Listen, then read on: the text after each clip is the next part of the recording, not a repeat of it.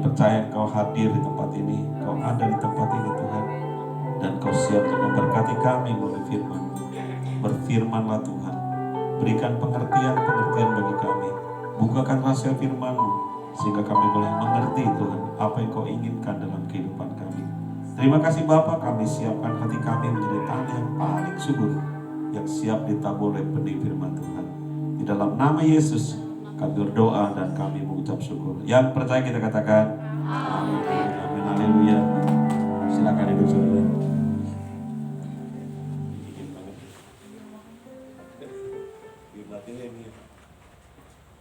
Shalom saudara. Ya. Baik, mungkin sebelum saya menyampaikan firman Tuhan, ada satu kabar sukacita bagi kita. Mungkin nanti Pak Wid bisa menyampaikannya mengenai Natal kita saudara ya. Silakan Pak Wid sampaikan dulu supaya menambah semangat mendengar firman Tuhannya. Ayo Pak.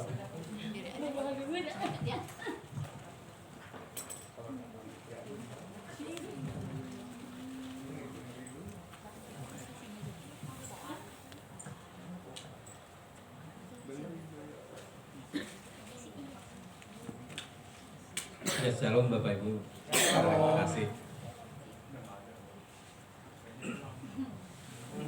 Saya ngomong apa Pak? Tiba-tiba di sini. Ya, saudara-saudara, kemarin malam kami berdiskusi dengan Pak Sem, Pak Andi, juga Ibu Dwi tentunya ya, sebagai ketua Natal. Dan ya banyak hal yang kami bicarakan. Ada satu pengharapan besar, walaupun belum terlihat, tapi inilah pengharapan besar kami ya, pengharapan besar kita.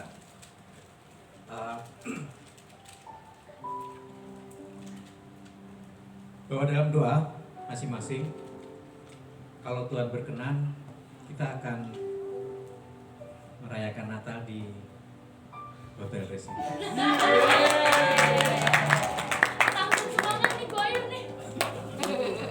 Ya. Sekali lagi, Bapak dalam doa saudara-saudara sekalian, kita bisa Natalan di Resindan. Ya, ada sesuatu yang sebagai ucapan syukur kita semua terhadap gereja ini.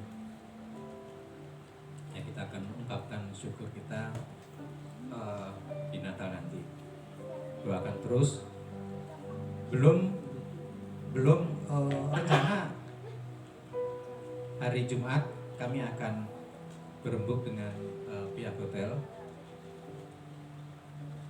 Ya, jujur belum ada kepastian tanggal berapapun, belum ada kepastian apakah tanggal yang kita sepakati itu tersedia nggak ada di hotel gitu. Kita rencana akan mengadakan Natal tanggal 18 Desember. Ya, semua gabungan baik Natal Jemaat. Ya, kemungkinan nanti tidak ada Natal Youth ya Pak ya. Ya, semua digabung. Sekolah minggu kemungkinan ada khusus sekolah minggu di hotel di sini.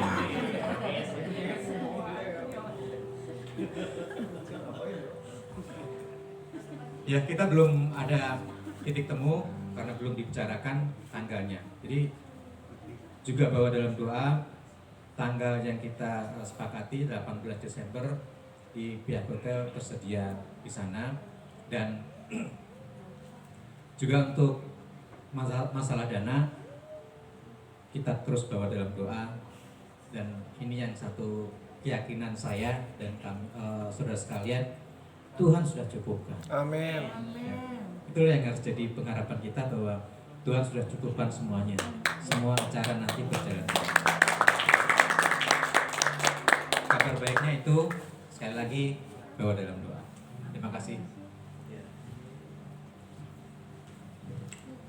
Ya saudara, terus benar bahwa dalam doa untuk kita bisa apa yang kita tetapkan tanggal 18 itu pihak hotelnya waktunya bisa belum dipakai sama orang, karena kalau sudah orang suruh DP agak susah juga ya.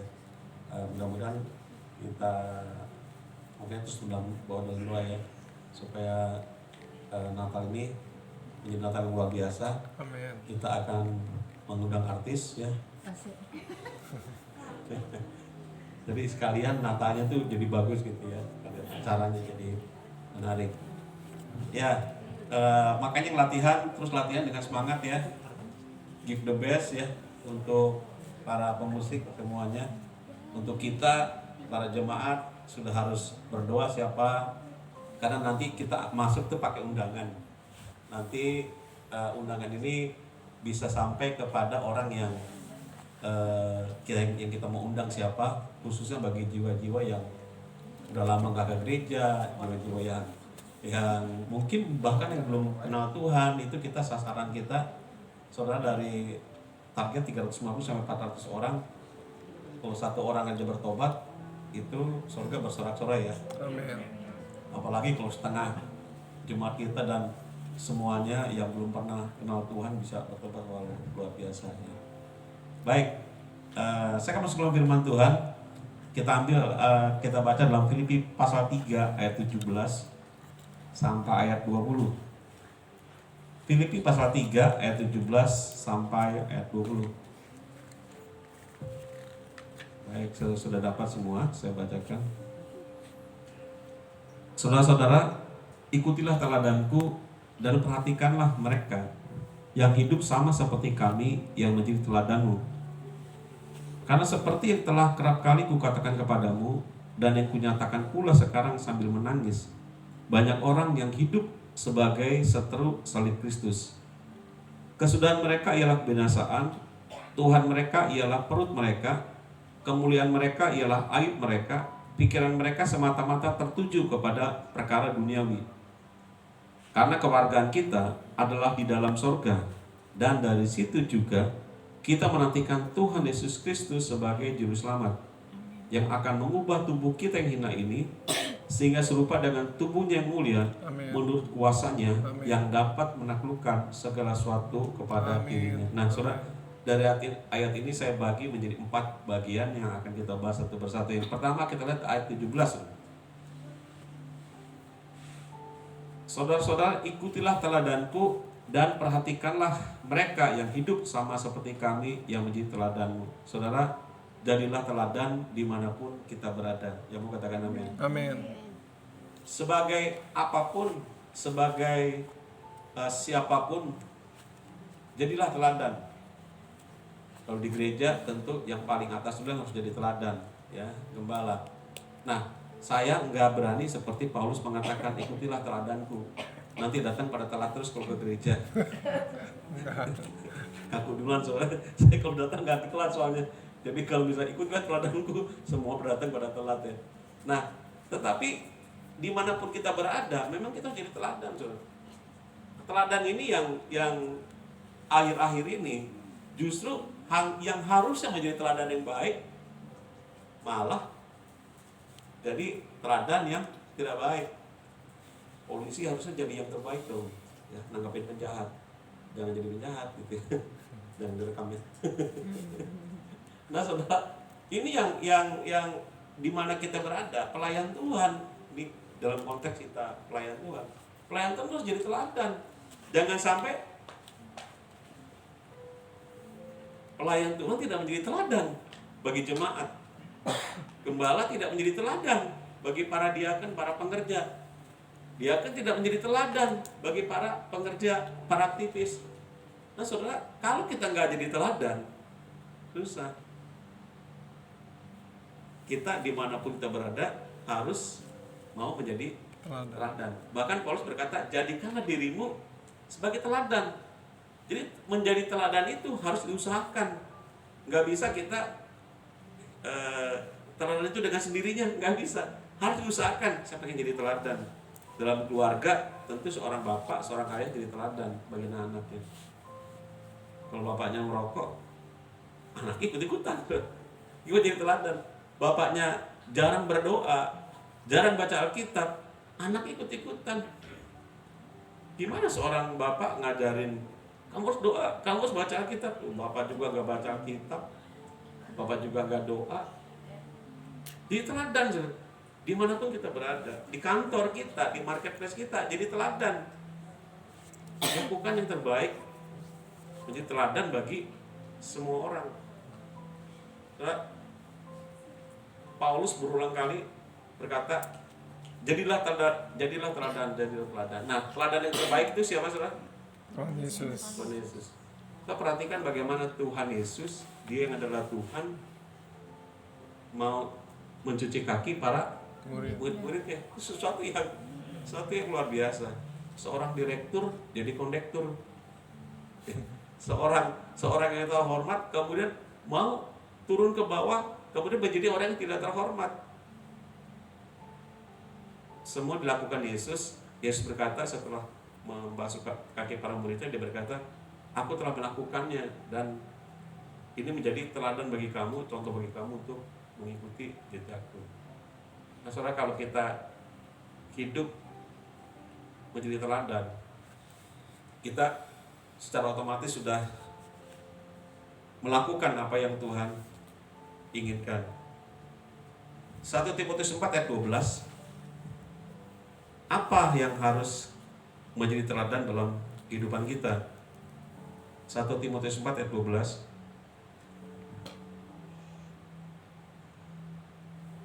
Janganlah seorang pun menganggap engkau rendah karena engkau muda. Jadilah teladan bagi orang-orang percaya dalam perkataanmu, dalam tingkah lakumu, dalam kasihmu, dalam kesetiaanmu, dan dalam kesucianmu. Hati-hati dengan perkataan kita. Kalau kita biasa ngomong kotor, ngomong keras, ngomong kasar di rumah tangga kita, jangan salahkan ketika anakmu udah besar atau masih remaja. Ketika dia bergaul dengan teman-temannya, dia akan berlaku seperti itu. Tapi kalau kita biasa ngomong baik di rumah, anak kita mungkin dari temennya, dia ngomong kasar, langsung kita tegur. Tapi kalau anak kita ngomong kasar, kemudian kita tegur, tapi dia tahu bapaknya juga suka ngomong kasar. Kalau ngomel itu Taman Safari, Ragunan keluar semua. Gimana jadi teladan? Apalagi anak-anak ya, mengikuti apa kata tingkah laku daripada orang tuanya. Saya pernah lihat ada satu keluarga yang salah dikit pukul, anak salah dikit gampar, anak salah dikit dihukumi hukum fisik loh. Ketika dia udah besar, kelakuan seperti itu, seperti bapaknya. Salah sedikit orang dipukul loh dia. Dia salah. Loh, gak boleh mukul. Tapi dia secara tidak sadar, saudara, memorinya itu merekam kejadian-kejadian ketika masa kecilnya. Bagaimana dia dipermalukan oleh bapaknya, bagaimana dia dipukul, dihajar oleh bapaknya. Salah sedikit hajar, sedikit hajar. Saudara, gak jadi teladan. Nah, saya membayangkan, mengimajinasikan ketika para pekerja di tempat ini jadi teladan. Wah, jemaat akan melihat, wah, luar biasa ya. Ada unity di antara para pekerja, jemaat otomatis menjadi unity. Kalau kita di-cool, itu unity, maka orang-orang yang belum ikut cool, wah, enak ya. Ternyata ikut cool itu bisa menjadi mengakrabkan satu sama lain dan sebagainya. Saudara, jadilah teladan di mana kita berada dalam perkataan kita, dalam tingkah laku kita. Jadi teladan dalam kasih kita, dalam kesetiaan kita, dan dalam kesucian kita. Sudah jadi teladankah kita? Kira-kira sudah jadi teladan belum? Belum. Sudah jadi teladan. Belajarlah. Karena teladan itu harus diusahakan. 1 Petrus 5 ayat 3 berkata demikian. 1 Petrus 5 ayat 3.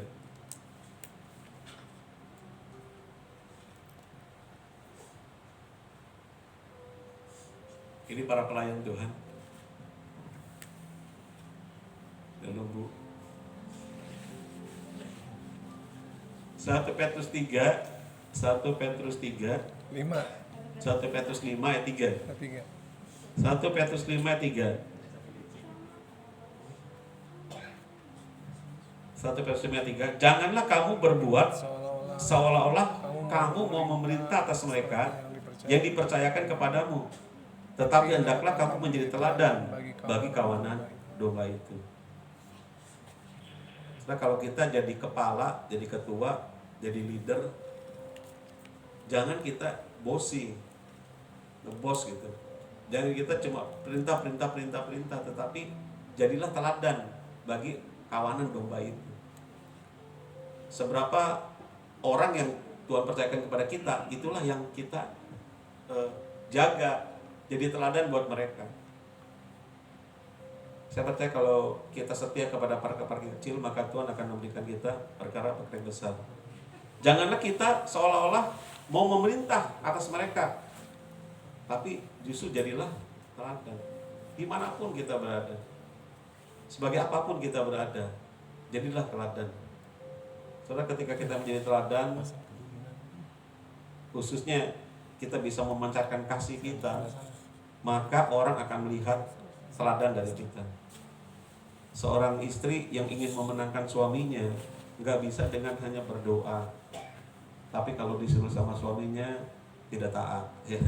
Seorang istri nggak bisa memenangkan suaminya dengan hanya rajin ke gereja, tetapi bagaimana dia menjadi teladan dalam rumah tangga, bagaimana dia menjadi teladan, menjadi istri yang baik, menjadi ibu yang baik, maka itu menjadi kesaksian yang hidup. Sama dengan kita, saudara. Ketika kita di kantor, di marketplace, bagaimana kita jadi teladan buat orang-orang yang belum percaya maupun orang yang sudah percaya. Kalau kita nggak bisa jadi teladan, bagaimana mereka mau kenal Tuhan? Apalagi seperti saya sebagai pendeta. Kalau di kantor nggak jadi teladan, saudara. Kalau kelakuannya nggak benar, wah pendetanya aja nggak benar, apalagi jemaatnya ya. Nanti gitu. Ya. Pendetanya nggak benar, apalagi jemaatnya. Pendetanya kelakuan seperti itu, apalagi jemaatnya. Makanya harus berusaha. Bagaimana kita bisa menjadi teladan bagi yang lain. Paling tidak, jadilah teladan dalam keluarga. Perlu pengorbanan. Jadi teladan itu nggak bisa kita dengan enak, dengan gampang, dengan mudah jadi teladan. Nggak, perlu pengorbanan. Perlu pengorbanan. Tetapi percayalah, apa yang kau korbankan karena kau ingin jadi teladan, itu dipandang sama Tuhan, dihargai sama Tuhan. Karena dengan cara demikian kita sudah menjadi saksi. Ingat gak, kita ini adalah suratan terbuka. Orang bisa melihat dan orang menilai kita. Apalagi kalau status kita ada pendeta, apalagi status kita sebagai pelayan Tuhan, itu pasti orang akan melihat kita. Oh luar biasa ya pengerjanya, oh luar biasa hamba Tuhannya. Tapi kalau orang ngerti kita sebagai hamba Tuhan, sebagai pendeta, sebagai apapun, tetapi kemudian kita tingkah lakunya nggak bagus, nggak baik, kita tidak menjadi teladan. Yang kedua, saudara, Filipi 3 ayat 18. Jadi pertama tadi, jadilah teladan. Mulai dari hari ini ingatlah, saya pengen jadi teladan yang baik bagi anak-anak saya, bagi cucu saya, gitu ya. Kalau orang melihat, dan bagi semua orang, bagi jemaat, bagi siapapun. Yang kedua, Filipi 3 18. Karena seperti yang telah kerap kali kukatakan kepadamu, dan yang kunyatakan pula sekarang sambil menangis, banyak orang yang hidup sebagai seteru salib Kristus. Jadi seteru itu musuh. Saudara, Paulus menulis surat ini kepada jemaat di Filipi. Artinya ditujukan kepada jemaat, bukan kepada orang luar. Justru harusnya jemaat itu menjadi temannya Kristus dong. Ada di pihak Kristus, bukan jadi musuhnya Kristus. Tetapi Paulus berkata, seperti yang telah kerap kali kukatakan kepadamu. Artinya Paulus berulang kali menasihatkan kepada jemaat di Filipi. Dan yang kunyatakan pula sekarang sambil menangis. Banyak orang yang hidup sebagai seteru salib Kristus. Banyak orang jemaat yang hidup justru seperti orang yang bermusuhan dengan Kristus. Ini bukan untuk orang yang bukan kenal Kristen, tidak kenal Kristen. Ini surat ini ditujukan kepada jemaat Filipi. Nah, Paulus mengatakan, aku mengatakan ini, menyatakan ini pula sekarang sambil menangis. Kenapa Paulus menangis? Karena dia tahu, saudara, orang yang sebagai seteru salib Kristus akan mengalami kebinasaan. Orang yang hidup dalam sebagai seteru salib Kristus, bagaimana bisa berkenan kepada Tuhan?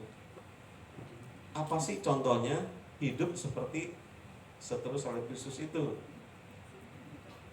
Roma 8 ayat 5, kita lihat sampai dengan ayat ke-7. Roma pasal 8 ayat 5 sampai ayat 7. Apa contohnya orang yang hidup menjadi seteru salib Kristus? Sebab mereka yang hidup menurut daging memikirkan hal-hal yang dari daging. Mereka yang hidup menurut roh memikirkan hal-hal yang dari roh. Karena keinginan daging adalah maut, tetapi keinginan roh adalah hidup dan damai sejahtera.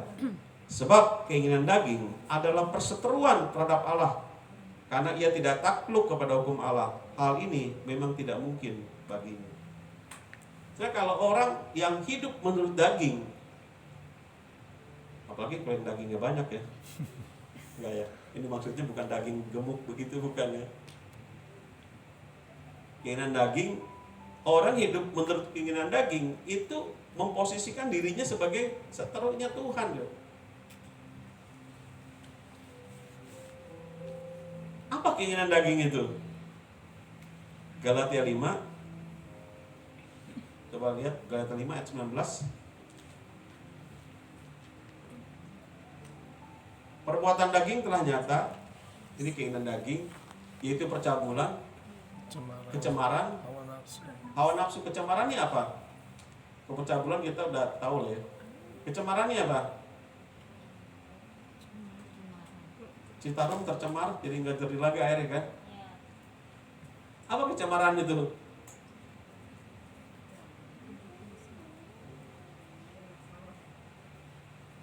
Kecemaran itu sesuatu yang mengotori pikiran kita, saudara. Kita belum melakukan apa-apa, tapi ketika kita menampung hal-hal yang kotor itu di pikiran kita, itu membuat pikiran kita tuh tercemar.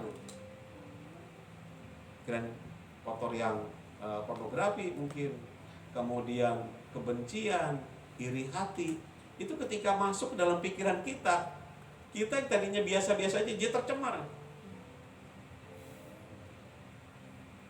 Kemudian hawa nafsu kita sudah tahu lah. Ayat 20,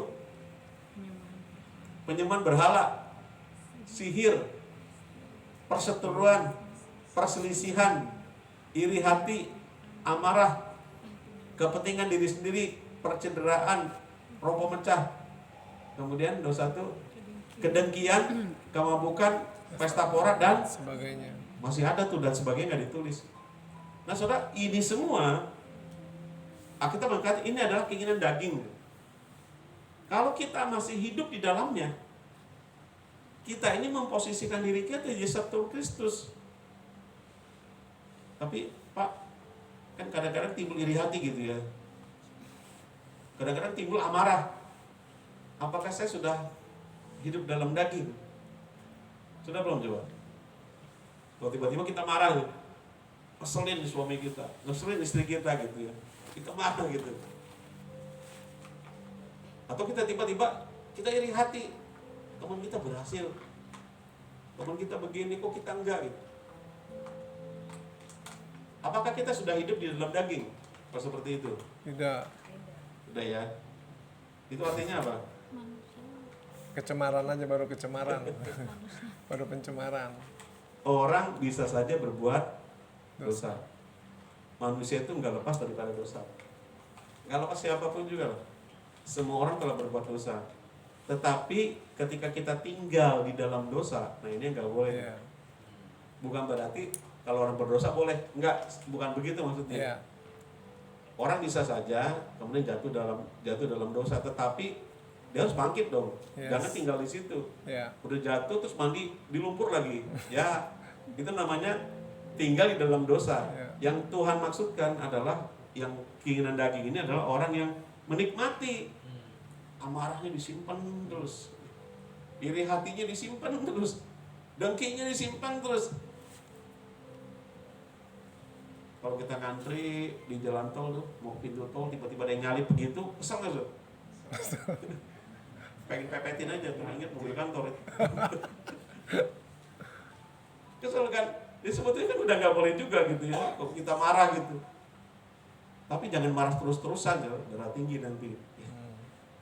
Jadi hal seperti itu ketika kita menikmati dosa itu artinya kita tinggal di dalam dosa. Ya. Cepat keluar.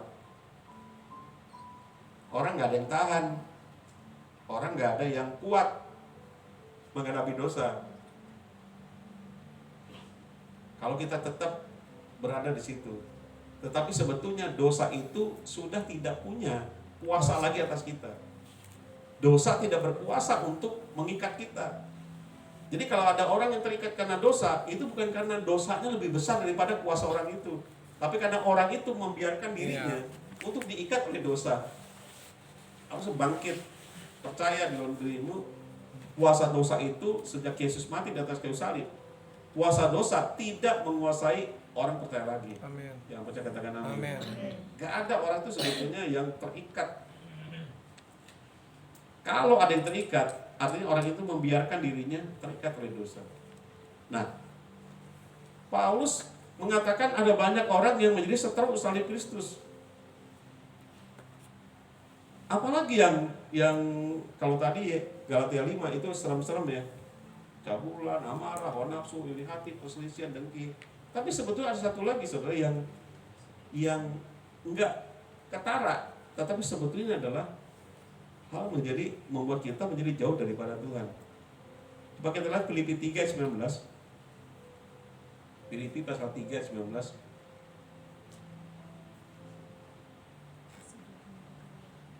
Kesudahan mereka ialah kebinasaan, ini orang yang menjadi seteru salib Kristus ini.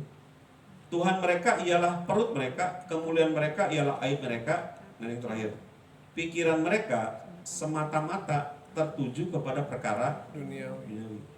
Hati-hati dulu. Yang ini yang secara nggak sadar, saudara, secara kita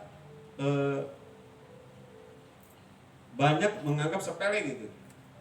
Tapi kalau pikiran kita semata-mata tertuju kepada perkara duniawi saja. Perkara duniawi apa sih? Masalah perut ya, masalah bisnis, masalah usaha kita, pekerjaan kita. Kalau pikiran kita semata-mata tertuju kepada perkara duniawi, kita memposisikan diri menjadi seteru salib Kristus. Artinya apa? Tuhan nggak ingin kita hanya memikirkan perkara-perkara yang ada di dunia ini saja. Makanya Tuhan berkata, Paulus berkata, jangan memikirkan yang ada di bawah aja, tapi kamu pikirkan perkara yang ada di atas.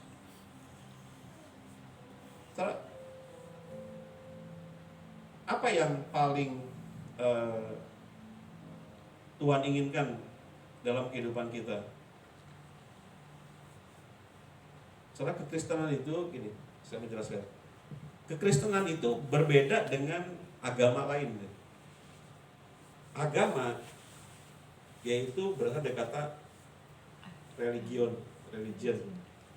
itu bersifat mengikat.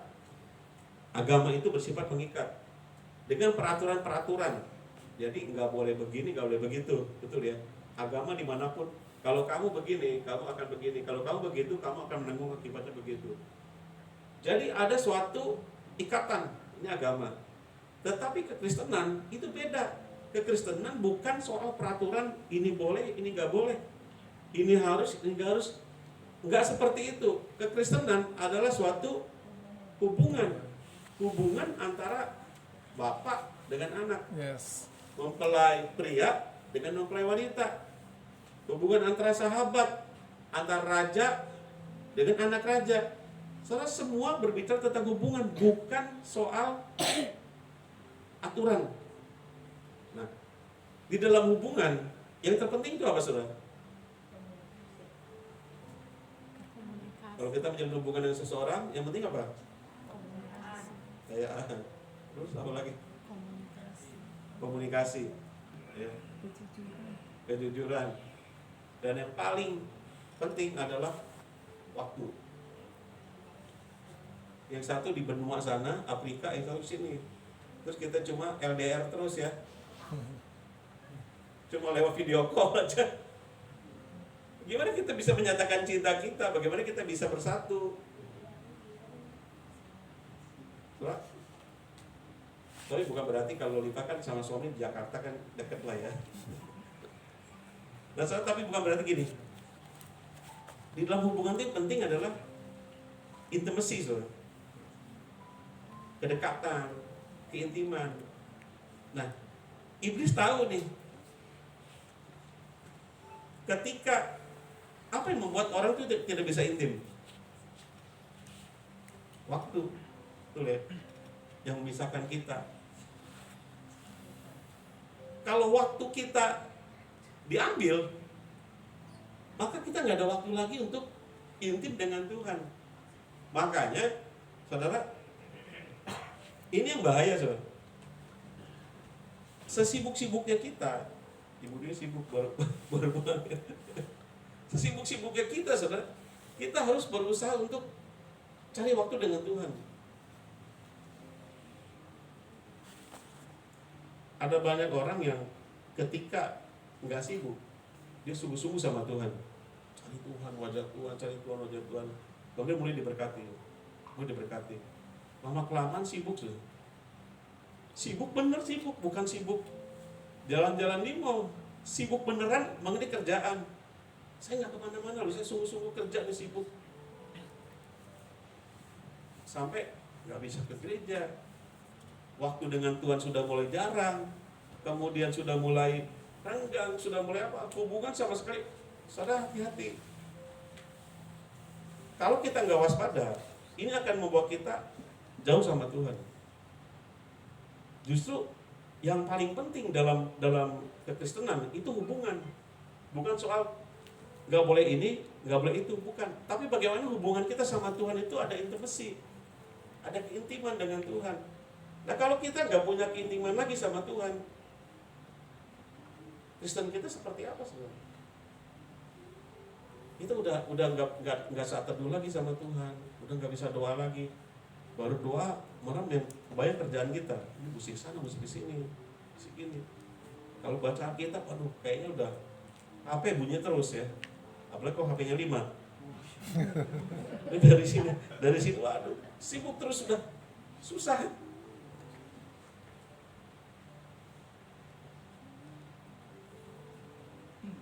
Berkat itu datang daripada Tuhan, saya percaya. Tetapi ketika kita tidak bisa memanage waktu, ini akan menjadi bumerang bagi kita. Justru berkat itu yang akan membuat kita jauh daripada Tuhan. Waktu pangkatnya masih rendah, pangkatnya belum tinggi, bisa ke keluarga, bisa ke gereja bersama dengan keluarga. Tapi begitu pangkatnya tinggi, mulai sibuk sana sini, sudah kamu saya jajaran. Nah, itu terhilang. Ya. Nah, berusahalah saudara tetap jaga keintimanmu dengan Tuhan. Saya nggak ada waktu. Gunakan waktu yang kita gunakan untuk yang lain, untuk baca firman. Gunakan waktu untuk waktu yang lain, untuk apa? Untuk dengar khotbah, baca firman, doa. Saudara, karena dari situlah ada persekutuan kita dengan Tuhan. Apalagi sih yang menjadi seteru salib Kristus? Jadi kalau tadi Galatia 5, keinginan daging. Kemudian ada perkara-perkara duniawi. Kalau kita hanya memikirkan perkara duniawi sehingga kita tidak ada keintiman lagi dengan Tuhan. Kemudian 1 Yohanes 2 ayat 15 dan 16.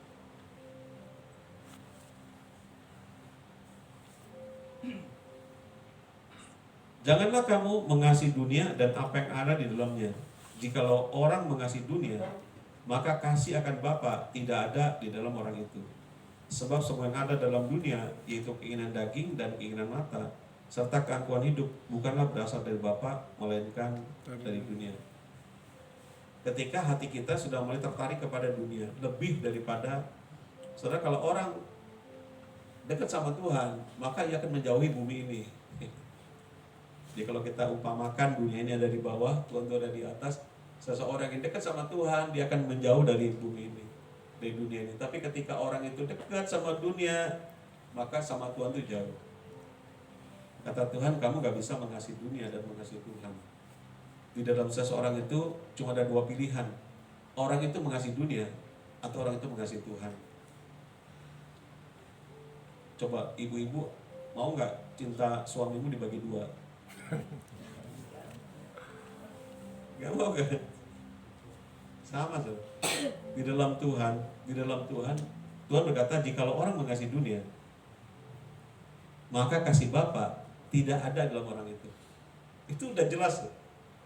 Jadi kalau kita lebih baik satu hari, gimana? Lataranmu Daripada 1000 hari di tempat lain.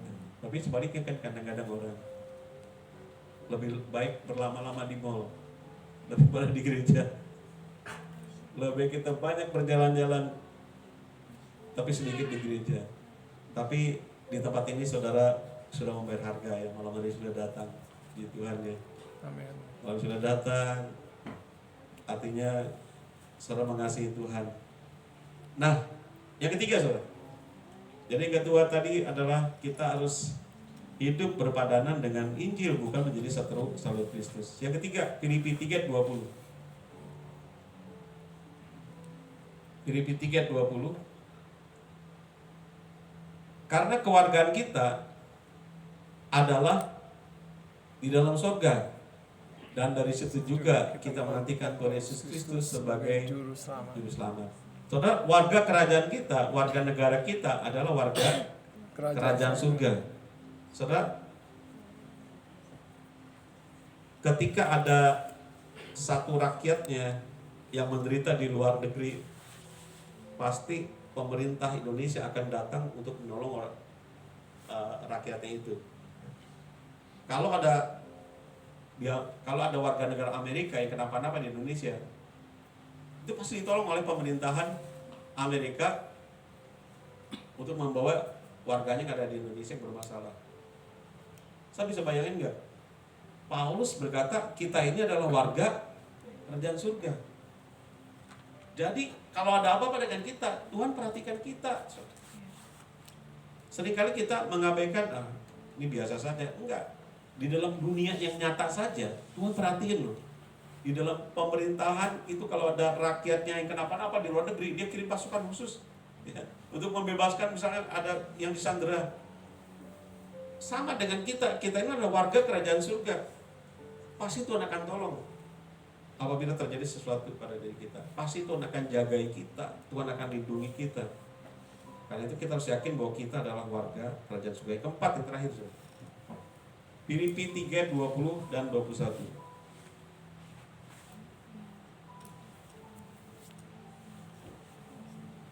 Karena keluarga kita adalah di dalam surga, dan dari situ juga kita menantikan Tuhan Yesus Kristus sebagai juru selamat yang akan mengubah tubuh kita yang hina ini sehingga serupa dengan tubuhnya yang mulia menurut kuasanya yang dapat menaklukkan segala sesuatu kepada dirinya. Yang terakhir saudara, rapture pasti terjadi. Amin.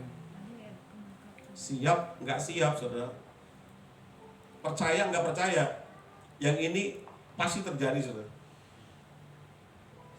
Percaya nggak percaya, siap atau nggak siap, Tuhan pasti datang untuk kedua kalinya.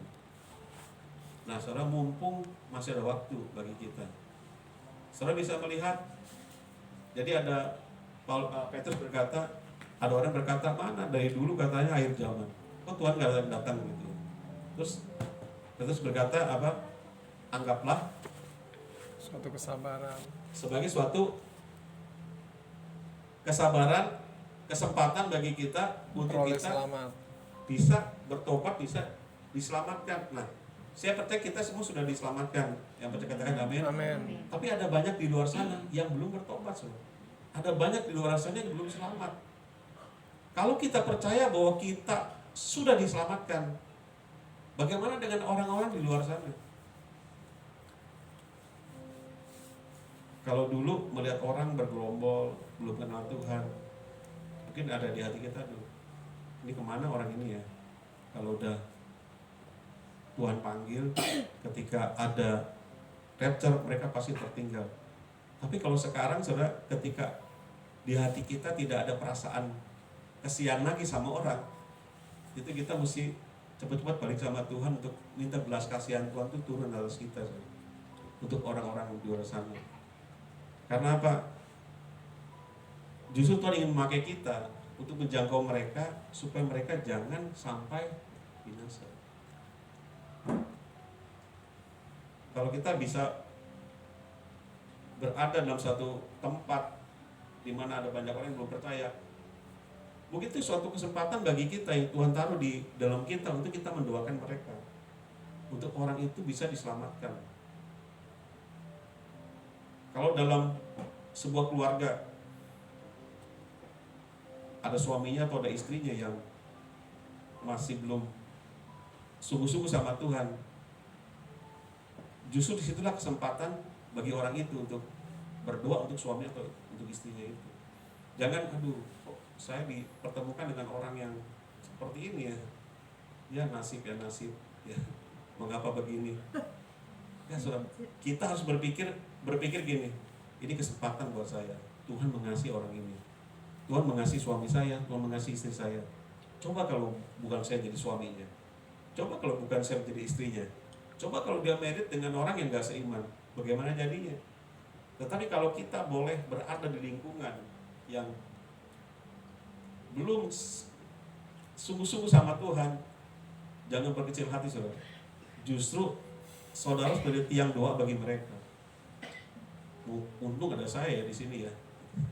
Untung ada saya bisa mendoakan mereka, bisa menguatkan mereka, bisa. Coba seandainya bukan saya orang yang gak kenal Tuhan, pasti binasa. Nah karena itu saudara, kalau kita tahu bahwa keselamatan itu hanya ada dalam Kristus, kita harus berusaha, kita harus sungguh-sungguh berdoa pada Tuhan, Tuhan jadikan aku ini untuk menjangkau jiwa-jiwa. Nah salah satunya saudara, untuk kita boleh menjangkau jiwa-jiwa adalah dengan keteladanan kita. Bagaimana kita, mungkin kita gak bisa ngomong untuk menyampaikan firman Tuhan, tapi melalui keteladanan kita, orang bisa melihat dan orang akan melihat bagaimana kita jadi orang Kristen kok seperti ini ya, enak ya, ada sesuatu yang damai sejahtera dan sebagainya. Dan yang lain adalah kesempatan bagi kita untuk mengajak orang itu datang kepada Tuhan. Nah salah satu antaranya adalah pada saat Natal kita nanti ya, kita bisa ada kesempatan untuk mengajak orang yang belum kenal Tuhan untuk bisa datang sama Tuhan. Mungkin kalau kita undang ke gereja agak susah. Mungkin kalau kita undang ke gereja, mereka ke gereja alergi mungkin. Tapi ketika orang itu kita undang dalam suatu pesta perayaan Natal, mungkin hati mereka bisa tergerak. Karena itu doakan dari sekarang, saudara. Siapa sasaran saudara? Siapa yang ingin saudara ajak? Siapa yang ingin saudara untuk undang, untuk sama-sama kita merayakan Natal dan kita berdoa ketika mereka ada di tempat itu, Tuhan jamah. Amin. Oke, saudara, sampai di sini ada pertanyaan atau ada yang ingin memberikan komentar, silakan.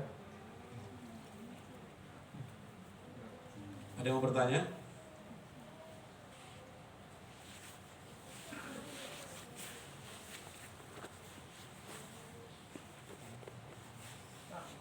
Ya. Kita pada begitu besar masyarakat dunia ini sehingga dia mengaruniakan anaknya tunggal.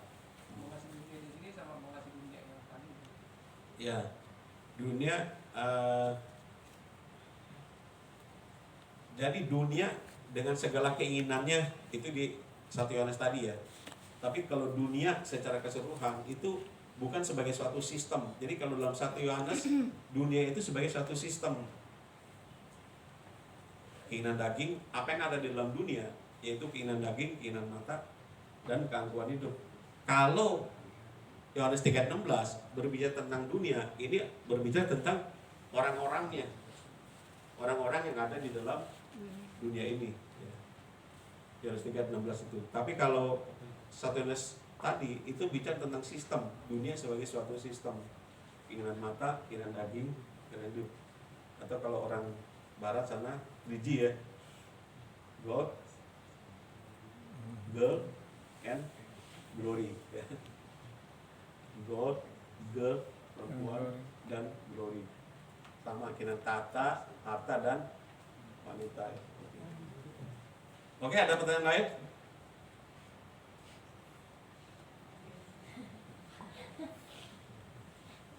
Ada? Pak Wit ada bertanya?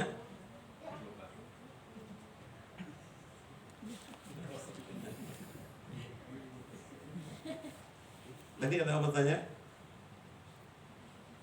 Ya, ini aja Pak Sam. Tadi kan kita belajar tentang keteladanan.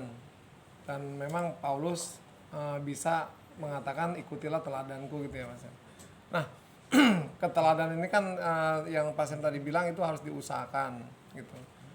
Nah, mungkin ada hal-hal yang menjadi suatu acuan buat kita seperti apa sih gitu untuk belajar keteladanan itu, untuk memberikan teladan itu seperti apa gitu Pak Sam. Kita mengadopsinya dari apa? Kalau dari firman Tuhan sesuatu yang memang banyak gitu ya. Kita harus melayani, kita harus rendah hati dan lain sebagainya. Tetapi secara spesifik tuh seperti apa Pak Sam? Ya, bagus ya. Jadi kalau kita berbicara mengenai teladan itu apa sih ininya, acuannya apa gitu ya, pedomannya apa? Nah sebetulnya pedomannya itu adalah Yesus itu sendiri. Ketika Yesus hina, dia balas nggak? Nggak balas nggak. Ketika dia disakiti, dia balas nggak? Nggak balas. Ketika dia ditinggalkan, dia nggak balas. Tapi justru hatinya selalu tergerak oleh belas kasihan. Dan ini jadi teladan yang sempurna adalah Yesus. Kalau teladan orang masih ada, namanya orang masih ada kelemahannya. Ya. Paulus pun ada kelemahannya. Ya. Tetapi Yesus adalah teladan kita yang sempurna. Makanya ikuti teladan daripada Yesus. Amin. Betapa rendah hatinya Tuhan, betapa kasihnya Tuhan, betapa dia bertindak sesuai dengan apa yang dia lihat dari Bapa dan sebagainya. Ya. Oke, ada lagi? Yang bertanya?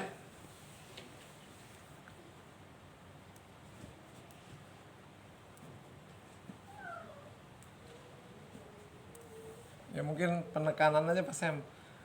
Artinya ketika kita bergaul dengan, pernah Pak Sam juga sampaikan, ketika kita bergaul dengan perokok, tidak tertutup kemungkinan kita akan menjadi seperti perokok itu.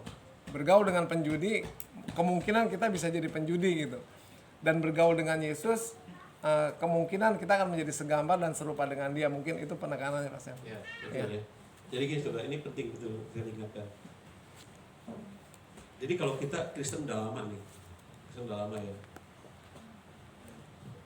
Tapi orang tidak melihat Kristus dalam diri kita, tidak ada kemuliaan Tuhan dalam diri kita. Orang tuh nggak ngelihat ada nama Kristus dalam diri kita.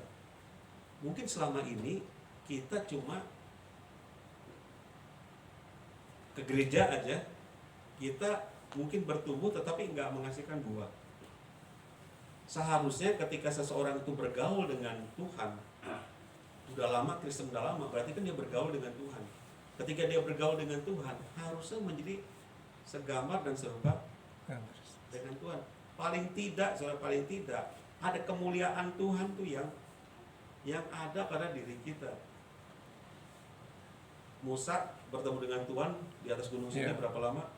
40 hari kan? Ketika dia turun, mukanya bercahaya. Dia sampai silomen gitu kan. Sampai orang tutup, minta Musa menutupi mukanya. Kenapa? So, di dalam kekristenan juga sebenarnya sama. Ketika kita gaul sama Tuhan, kita tuh akan menjadi serupa, segambar dan serupa. Sifat-sifatnya Tuhan akan menjadi sifat-sifatnya kita. Kebaikannya Tuhan, kasihnya Tuhan itu akan menular. Tapi kalau sudah sekian lama kita jadi Kristen, kemudian nggak ada perubahan apa-apa, mungkin kita salah bergaul nih. Mungkin kita belum tercangkok, belum jadi satu dengan pokok anggur itu. Nah, karena itu kekristenan kita, sekali lagi saya katakan kekristenan itu adalah suatu relation, suatu hubungan. Bukan perkara ini boleh, ini nggak boleh, harus begini, harus begitu, enggak. Hubungan. Makanya hubungan itu harus setiap hari. Jangan cuma seminggu sekali di gereja ketika berhubungan dengan Tuhan, nyembah Tuhan. Saya khotbahkan kemarin bagaimana setiap hari bangun tidur, terima kasih Tuhan. Doa-doa pendek sampai kantor, terima kasih Tuhan. Mau kerja, terima kasih Tuhan. Kalau ingat tentang sesuatu, kita doakan cepat-cepat. Doakan keberdoaan untuk ini diberkatilah mereka, Tuhan diberkati mereka. Yeah. Jadi selalu kita ada hubungan sama Tuhan, walaupun doa-doa kita pendek-pendek. Tapi kalau yang dari pagi buka mata sampai mau terakhir baru kita doa sama Tuhan, ingat sama Tuhan. Nah, sepanjang pagi sampai malam itu ngapain aja, kemana aja Tuhannya. Coba diusahakan setiap hari itu kita lagi macet juga mengucap syukur aja sama Tuhan. Syukur Tuhan dalam keadaan seperti ini hati kita tetap damai sejahtera. Ucap syukur Tuhan untuk bos yang baik, untuk teman-teman yang baik. Ucap syukur untuk bawahan yang rajin, untuk karyawan yang rajin. Ucap syukur untuk segala hal. Nah, kalau kita punya sikap seperti itu, saudara, kalau punya sikap seperti itu, kita tuh semacam bergaul dengan. Yeah. Ingat waktu pacaran dulu kan, mau mandi ingat kamu, mau makan ingat kamu. Karena bersama Tuhan enggak. Emang disuruh-suruh ngingetin pacar kita? Enggak kan? Tapi tiba-tiba aja teringat gitu kan. Kalau malam nggak bisa tidur, banyak nyamuk soalnya. Kenapa wajahmu selalu terbayang? Kenapa bisa seperti itu? Karena ada saat dari hati timbul. Nah, orang yang jatuh cinta sama Tuhan, orang yang intim, yang dekat sama Tuhan, itu hanya hatinya melekat seperti itu. Ada sesuatu yang pengen terus gitu dia bersekutu. Ketika doa sendiri aja luar biasa, apalagi doa rame-rame seperti nyembah Tuhan seperti ini. Rame-rame. Ada sesuatu yang greget gitu, yang sama Tuhan, jadi ada getaran-getaran. Kalau ini ada getarnya udah nggak ada lagi. Udah nggak ada nada getar lagi. Nah, seperti itu. Oke, ada lagi pertanyaan atau pernyataan?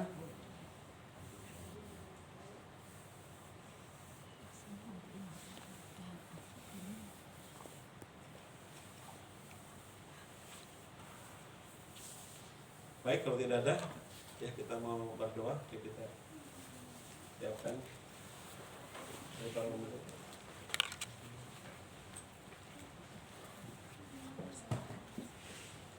Ya kita pakai berdiri dulu, pakai berdiri.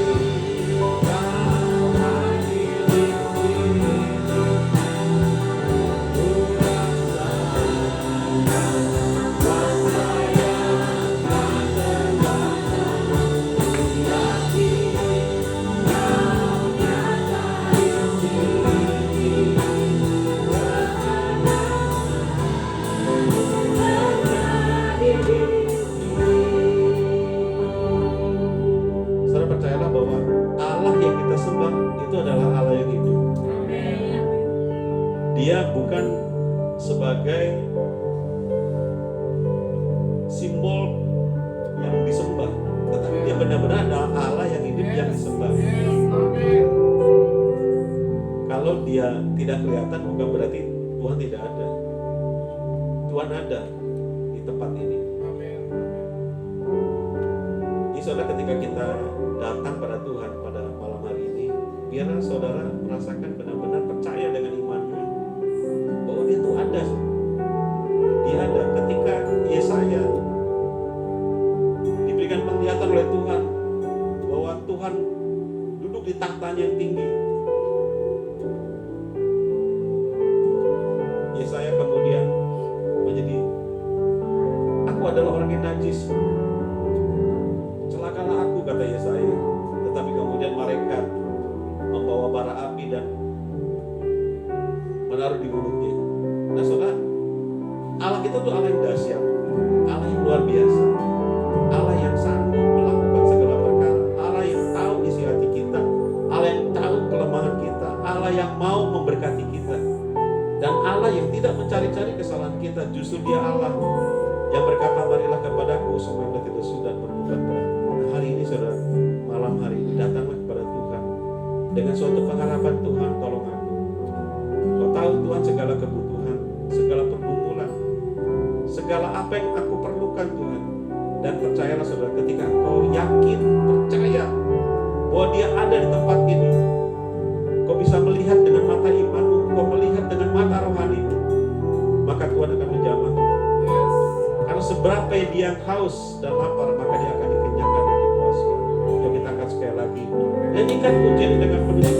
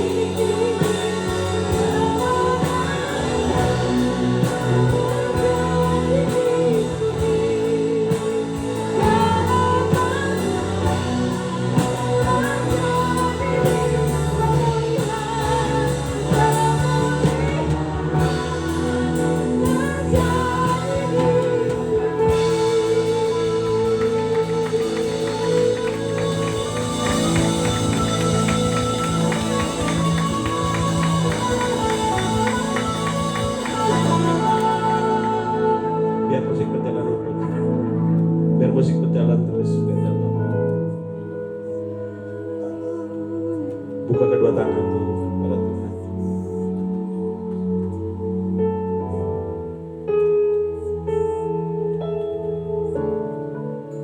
Buka kesadaranmu akan kehadiran Tuhan.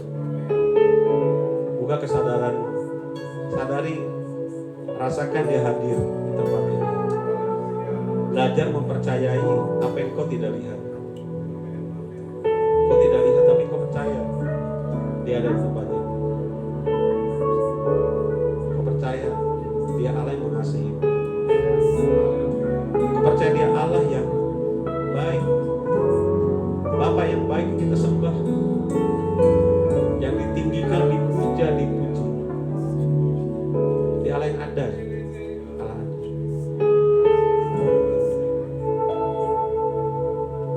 Terus konsentrasi.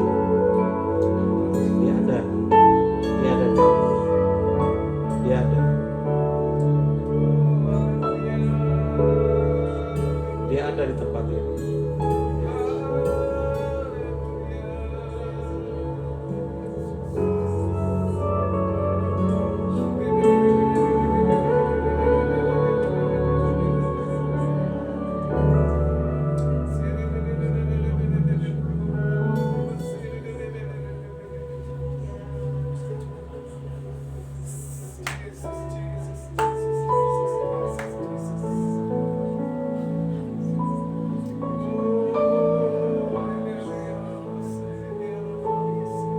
kau sadari, benar-benar menyadari ada Tuhan, ada Tuhan, ada Tuhan,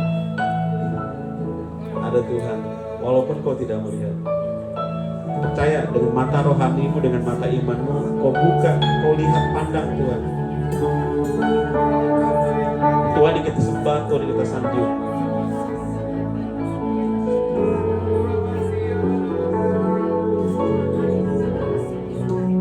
Terus lihat, pandang Tuhan.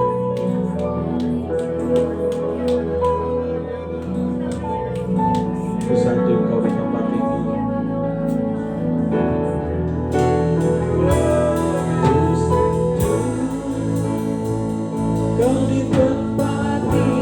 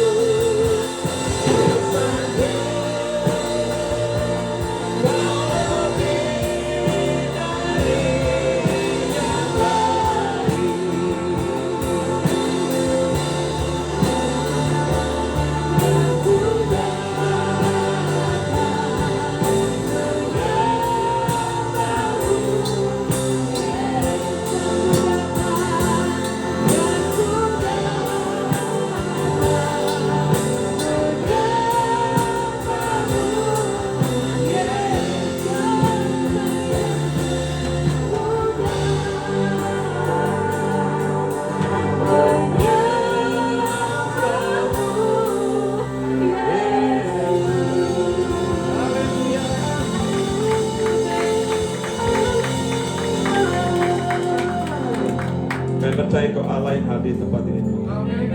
Kau kami sanjung di tempat yang ini. Terima kasih Tuhan. Terima kasih Kau memiliki Allah yang dahsyat seperti Engkau. Kau memiliki Tuhan yang ajaib seperti Engkau Tuhan. Terima kasih Bapa. Terima kasih untuk firman yang boleh menegur kami, menguatkan kami, mengkoreksi hidup kami. Biarlah setiap anak-anak-Mu tempat ini Tuhan menjadi teladan bagi yang lain. Biarlah kami hidup berpadanan dengan Injil, bukan diri seterus saling memukul. Dan biarlah kami boleh mengingat bahwa kami adalah warga kerajaan surga, di mana kami terhisap bersama dengan Engkau ya Tuhan. Dan biarlah kami memiliki suatu kepastian dalam hidup kami. Suatu saat kelak kami akan berjumpa muka dengan Engkau Tuhan. Suatu saat kelak kami akan bersama-sama dengan Engkau menyongsong Tuhan di awan-awan yang permai.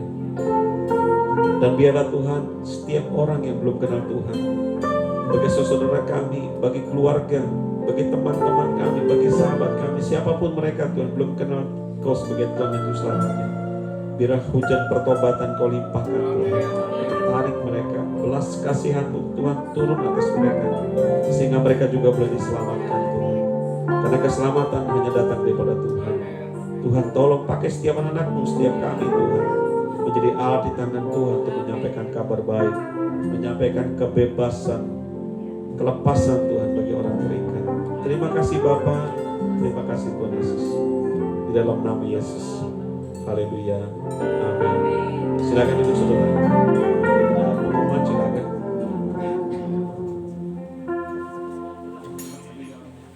Kita mau memberikan persembahan.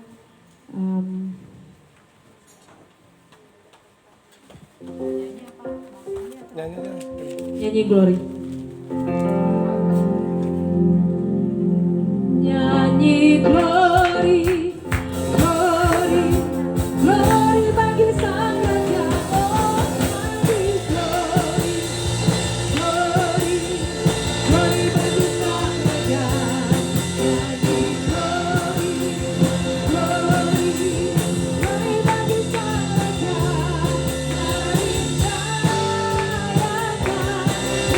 Mari serukan.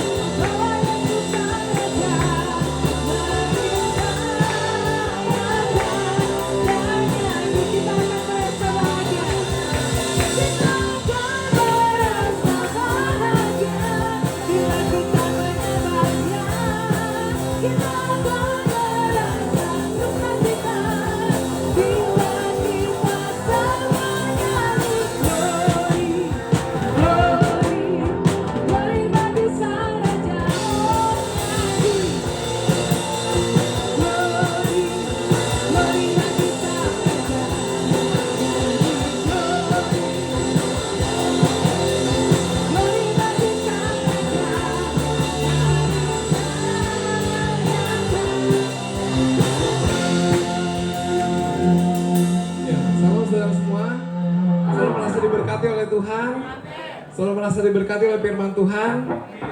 Yuk ucapkan terima kasih sama-sama kepada Pak Sam. 1, 2, 3. Terima kasih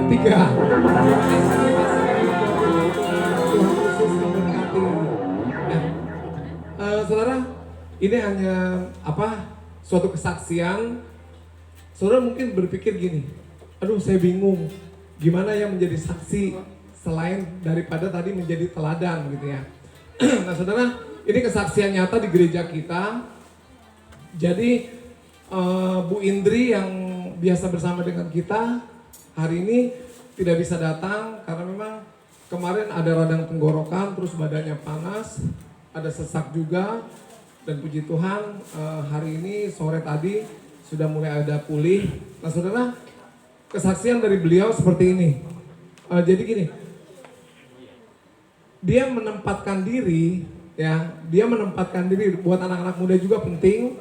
Dia menempatkan diri ketika ada hamba Tuhan khotbah, khususnya Pak Sam, ya, khususnya Pak Sam, dia menempatkan diri bahwa dia seperti seorang mahasiswa yang sedang belajar sama Pak Sam, ya.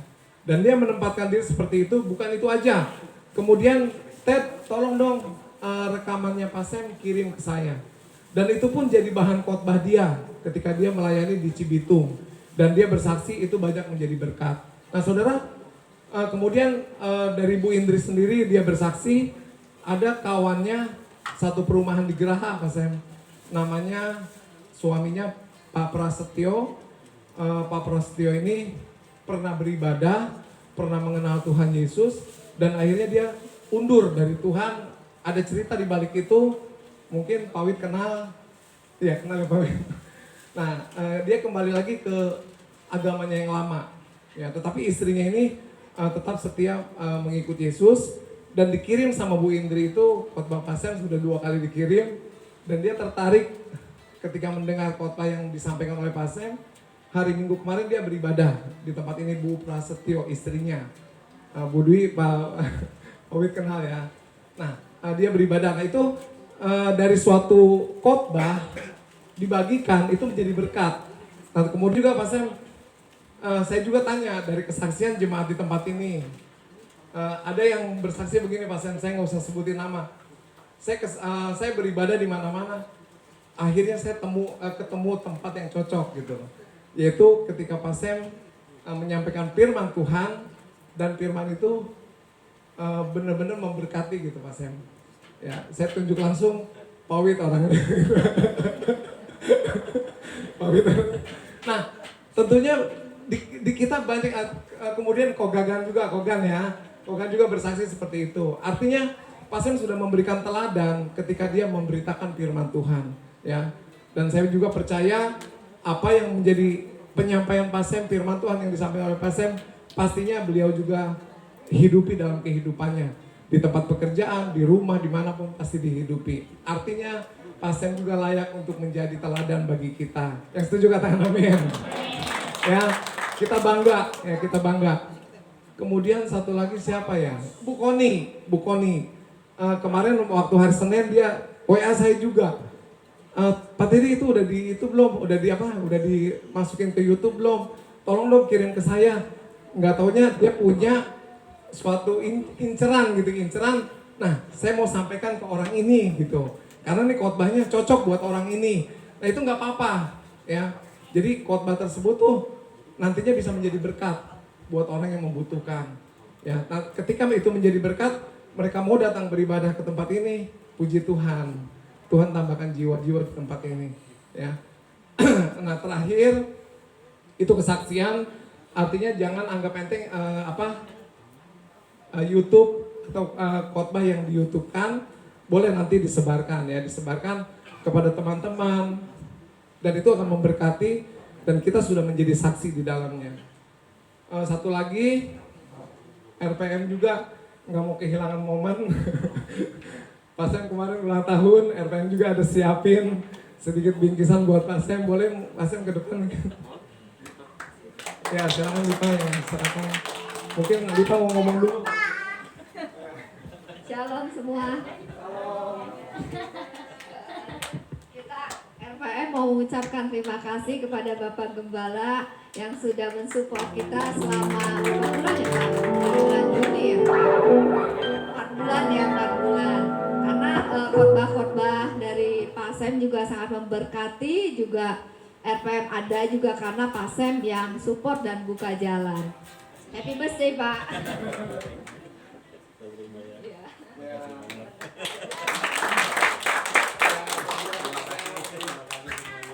Ya, terima kasih Pak Sam, makasih tim.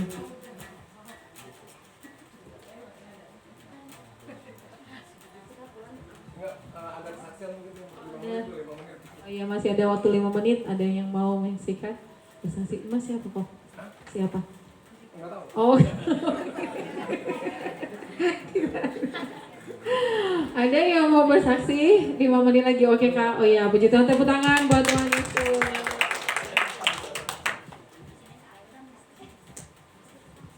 Shalom. Mungkin saya bersaksi agak lama ya, mungkin 10 menit. Saya minta waktu. Ini mungkin kesaksian saya bisa dianggap lucu atau gimana gitu ya. Saya asal mulanya gigi saya bolong. Terus itu saya makan jambu tuh. Jambu nyelip. Habis begitu saya langsung sikat gigi nih. Enggak juga sembuh. Terus hampir setiap hari ngeluh sakit, tapi saya cuman berdoa. Biasanya saya berdoa sampai minta ampun sama Tuhan, cuman saya berdoa sekedar ucapan terima kasih aja. Terus itu kata suami saya, udah sikat gigi ganti sikatnya. Saya ganti sikat saya ganti odol saya. Terus itu sampai odol 3 kali saya ganti juga, tetap masih sakit. Terus kakak saya telepon, masih sakit nggak dek? Sakit. Ya udah kamu beli aja kompantrin gitu ya. kok banterin? Kok sakit gigi kok banterin Kak? Iya. Terus kok banterin diapain? Kok banterin ambil kapas masukin ke lubangnya katanya. Terus saya masukin ke lubangnya. Habis itu kok makin sakit ya? Terus kata suami saya begini, udahlah berobat. Kata saya ntar aja saya minum itu Ponstan. Habis minum Ponstan udah mendingan itu ya. Habis terus itu seminggu kemudian kumat lagi nih gigi. Kata saya kenapa ini gigi ya? Saya sikat. Terus itu saya minum, saya beli obat di klinik masih tetap juga. Terus tetangga bilang udah sih berobat aja katanya. Kata saya begini, ntar aja juga sembuh gitu. Tapi saya bawa-bawa terus ini, nggak doyan makan sampai saya berpuasa juga supaya saya dipulihkan gitu ya. Terus itu udah saya nggak kuat lagi hampir sebulan sampai saya turun berat badannya 10 kilo karena nggak makan. Kalau saya lapar saya minum air hangat ya. Habis begitu saya udah nggak kuat lagi, bener-bener saya nangis. Kata suami saya udah berobat ke dokter aja. Kata saya lagi nggak pegang duit Pak. Kalau berobat ke dokter gigi 500 habis saya gituin ya. Ntar dibersihin. Terus apa gunanya BPJS saya gituin sama suami saya marah. Akhirnya dia izin tuh sore. Dia izin bahwa saya berobat ke Amirah. Terus sampai di sono ternyata dokter gigi nggak ada. Saya dibawa ke dokter umum. Dikasih obat, dicek tensi saya 170/90. Tinggi banget, yang biasanya saya rendah, normal, nggak pernah darah tinggi, sampai darah tinggi. Terus itu malamnya saya minum obat itu. Memang saya doain obat ini supaya gigi saya sembuh. Tapi ternyata paginya saya bangun, muka saya bengkak, mulut saya menyon. Ya Tuhan, kenapa? Kata saya begitu ya. Lah, kok minum obat jadinya begini? Kebenaran depan rumah saya itu ada kerja di rumah sakit Sentra Medika. Saya tanya, Bu, saya habis minum obat kok mulut saya menyon, bengkak, kata saya begitu ya. Lihat obatnya katanya, dilihat. Oh iya ini obat darah tinggi, dosisnya tinggi. Emang kata saya, ini kata dokter tadi saya darah tinggi. Habis saya minum obat itu kepala saya muter sampai susah bangun. Nah, terus Sabtunya ya udah Bu, Jumat. Ya udah mumpung masih bengkak berobat lagi. Berobat lagi masih ketemu dokter umum tapi lain orangnya. Dikasih obat, tetap darahnya 160/70. Nggak saya minum itu sampai akhirnya Sabtu. Dokter gigi ketemu, itu pun suami saya daftar jam 5, setengah 5 ya Pak ya. Nah setengah 5 karena kotanya sedikit, masih subuh. Dapat urutan nomor 22. Ketemu dokter gigi jam 10-an. Terus itu saya bilang sama dokter gigi, Dok ini habis saya berobat, saya sih nggak pernah punya riwayat darah tinggi, kata saya. Tiba-tiba darah saya 170/90. Nah, terus itu kata dokter giginya, ya udah kita periksa ya Bu, katanya. Diperiksa ternyata lubangnya masih sedikit Bapak Ibu, lubang gigi saya. Terus di sini ada benjolan nih. Terus kata dokternya, ini kalau giginya sih masih bagus, lubangnya masih sedikit, uratnya juga belum sampai ke saraf, kata dokternya ya. Tapi ini benjolan apa ya Bu, katanya begitu.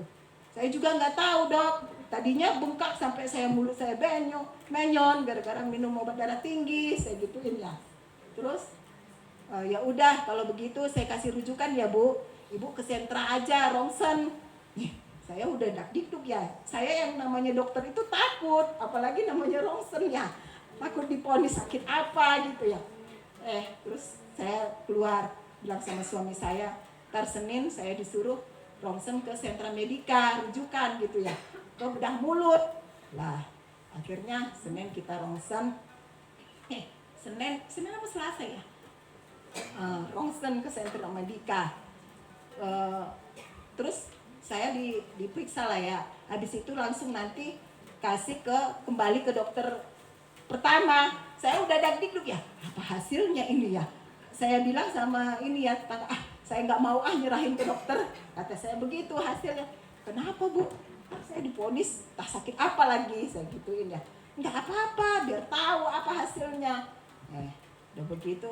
Saya tunggu ini 2 hari karena saya udah ketakutan ya. Takut hasilnya aneh-aneh. Terus itu saya tunggu 2 hari. Saya berdoa dulu sama Tuhan. Tuhan apa sih hasilnya ini ya, apa ini membahayakan gitu ya. Terus itu ya udah saya ajak sama papanya, Pak ini harus kita serahkan, tahu nanti apa hasilnya. Sampai itu apa hasil rongsenan nggak berani saya bukanya, padahal disuruh buka ya, saya nggak berani bukanya. Saya bawa ke ini, ke Amirah lagi. Terus dokter bilang pas udah ketemu sama dokternya, diperiksa, Bu ini benjolan masih ada katanya, diraba di sininya. Kemungkinan ini kali benjolannya tumor gitu ya. Lah, saya sama suami saya nggak sampaikan, takut suami saya ini ya tumor kata saya. Enggak kali dok, pengaruh obat saya gituin ya. Tapi ini enggak, ini syaratnya enggak kena Bu, ini benjolannya keras, beda sama yang di sini katanya ya. Lah, kok bisa? Cuman dalam batin saya tenang aja gitu ya, enggak mungkin tumor gitu ya. Terus ya udah saya kasih obat lagi ya Bu. Nanti habis obatnya datang lagi ke sini katanya begitu. Udah habis begitu, habis obatnya saya ajak lagi suami saya ke situ. Nanti kalau udah mendingan, benjolannya hilang, terus itu kita tambal gigi ibu katanya. Habis itu kan pas dicek, tapi masih cek terakhir kemarin itu masih ada benjolan itu keras, beda sama yang di sini. Lah, terus itu enggak kali dok. Malam Minggu itu ya, Sabtu. Saya benar-benar di situ udah takut ya karena dibilang benjolan. Masa iya sih gara-gara sakit gigi ada benjolan? Di sini saya itu memang keras, saya raba juga keras. Beda sama yang di sini ya. Saya berdoa, nangis sampai saya nggak tahu ya. Sampai pas saya nangis itu air liur saya ini keluar lendir, seperti lendir, keluar mengalir. Anak saya yang gede masuk ke dalam ruang doa kamar saya, sampai dia lap lendir-lendir itu mulut saya, keluar banyak, bukan ludah, bukan lendir, keluar dari mulut saya. Anak saya ngelapin, saya nangis ya. Yang paling gede di situ sampai jam 9 malam. Lendir itu keluar, terus itu hari Minggunya kempes. Periksa kemarin udah kata dokter benjolannya tinggal sedikit Bu, kemungkinan ini udah hilang atau gimana, nanti kalau apa sakit kesini lagi ya kata dokter. Ya dok kata saya begitu. Sampai sekarang benjolan itu hilang. Itulah baiknya Tuhan itu. Mungkin Tuhan gimana ya, selama ini saya memang kalau ada masalah suang kuku, jadi saya mungkin ditegur atau gimana gitu, yang biasanya saat teduh, tapi kadang saat teduh asal ucapan terima kasih aja, nggak benar-benar gitu. Tapi ya saya bersyukur memang Tuhan saya itu baik. Saya udah dilalukan dari banyak cobaan deh yang sudah saya lewati, kecelakaan, ya banyak dah. Tapi Tuhan tetap sayang sama saya. Terima kasih Tuhan Yesus. Tuhan memberkati. Udah kali, udah jam 9. Masih ada? Satu lagi mungkin, Oh, iya. takut nggak bisa tidur nanti mau bersaksi nggak? Oh iya, ada nggak? lagi? Aja. Satu lagi. Ya. Ada? Ya kalau nggak ada, kita mau akhiri ibadah kita pada malam hari ini. Saya undang semuanya untuk bangkit berdiri kembali. Kita nyanyikan pujian.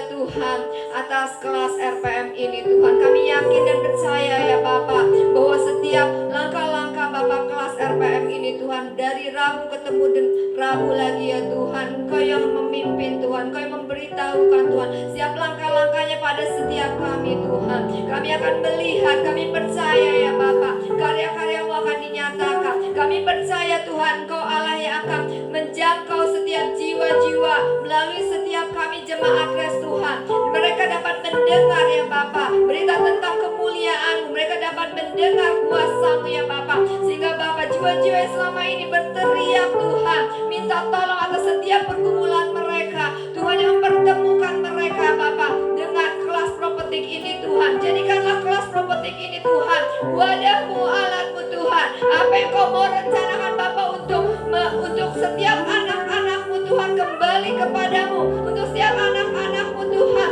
imannya bertumbuh. Pakai kelas ini Tuhan menjadi alat-alat-Mu Tuhan.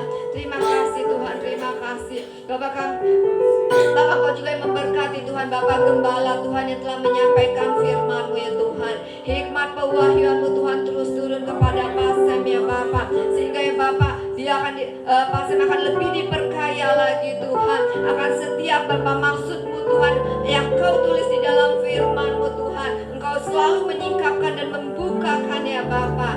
Terima kasih Tuhan, Kau memberkati juga Tuhan Pasem Tuhan, keluarganya Tuhan, istri, anak, cucu dan menantunya juga Tuhan. Kau berkati juga pelayanan, pekerjaan juga Kau berkati kesehatan Pasem Tuhan.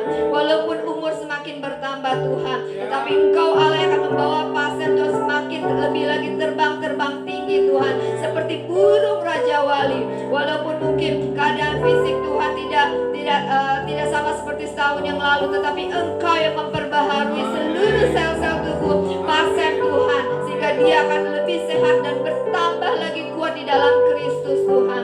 Terima kasih ya Tuhan, Kau berkati juga Tuhan setiap jemaat kelas prophetik ini ya Tuhan. Kau memberkati kami ya Bapak, Engkau yang memberikan hikmat-Mu Tuhan kepada setiap kami Tuhan, hingga kami menjadi teladan, menjadi terang bagi keluarga kami, bagi orang-orang sekitar lingkungan kami, sehingga melalui setiap kami Tuhan, mereka akan datang beribadah kepada Tuhan, mereka akan mencari tahu Tuhan Allah yang kami sembah, Allah yang begitu luar biasa.